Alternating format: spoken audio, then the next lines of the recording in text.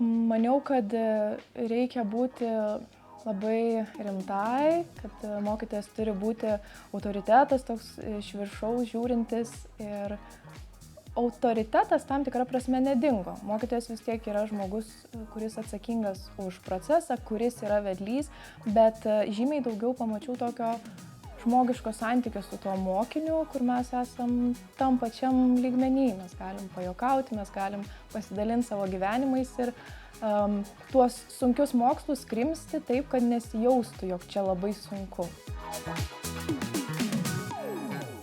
Lankstumas, noras mokytis arba tobulėti. O trečia, gal tam tikras laisvumas, bendraujant su skirtingais mokiniais. Pabandyti. Tiesiog pabandyti.